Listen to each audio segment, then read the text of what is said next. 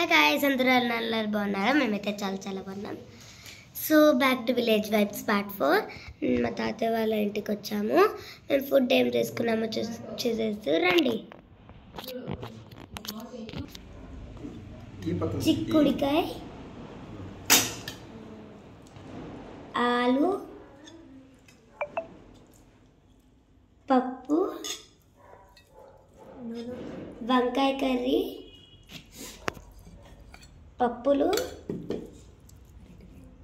అరటికాయ,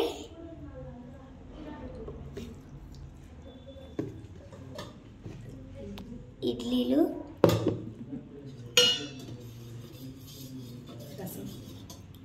రసం, అన్నం, సాంబార్,